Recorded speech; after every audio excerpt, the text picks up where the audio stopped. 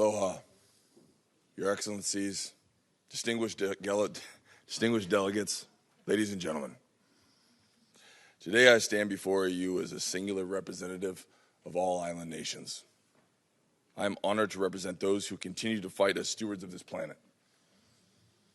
As a native Hawaiian, born to a mother from Iowa, I have seen how one place can be oblivious to another.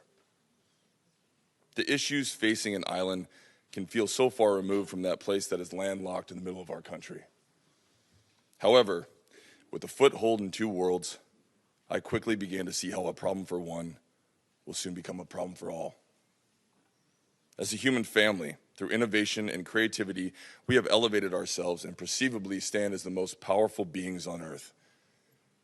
Yet our ego, our fear, and our relentless drive for profits have made us the only species willing to force disharmony with the natural balance of our world. We are the living consequence of forgotten traditions.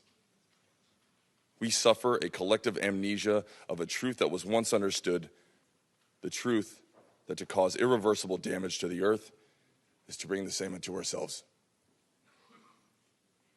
We, the island nations, and all coastal communities are the front lines in this environmental crisis. The oceans are in a state of emergency. Entire marine ecosystems are vanishing with the warming of the seas.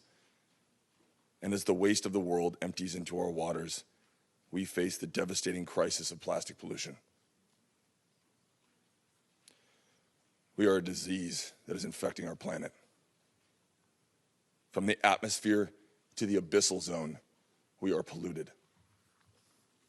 It is a known fact that the great garbage patch floating in the Pacific is larger than the country of France.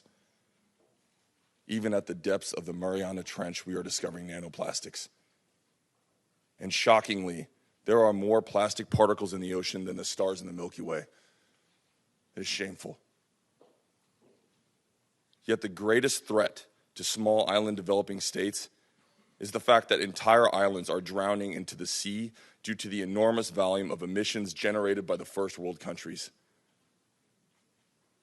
Island nations contribute the least to this disaster, but are made to suffer the weight of its consequences.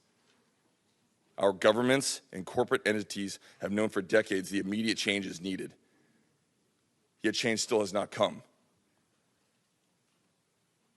And when the front line is gone, we are doomed. There is no undoing. If you continue to watch, unsympathetic to the issues of island nations, this realization will soon come. That you stood by and witnessed the world cross the critical tipping point, ushering the death of our planet. 69 of the 100 richest entities in the world are corporations. They are not governments. Obviously, it is not naive to believe that one does not influence the other. But we are watching, and the people will hold our governments and corporate powers accountable for the destruction you are allowing to our environment.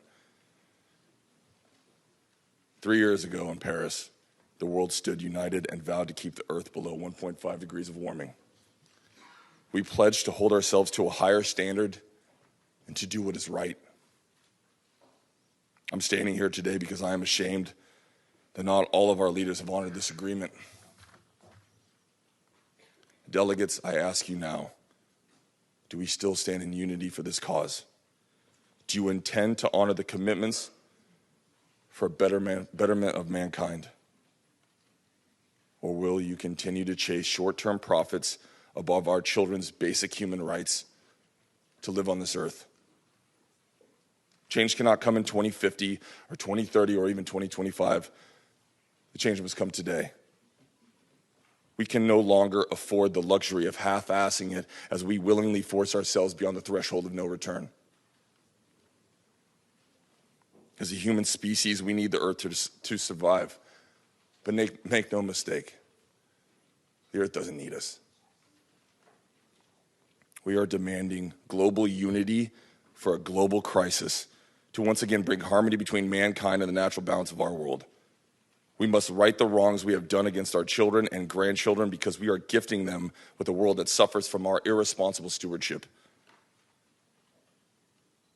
I leave you with an island proverb that states, He wa'a, he moku. he moku he va'a.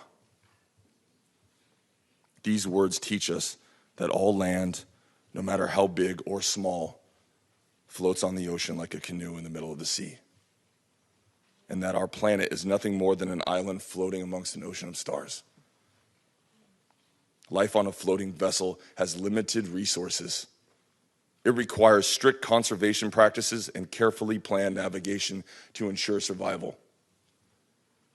We must work together as a global community to best steer our canoe in the right direction, the direction of a healthy and abundant future on Earth that we call home.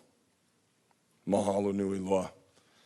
Please join us, the Samoa Pathway, in unified commitment to protect and heal the planet. This is for all of us.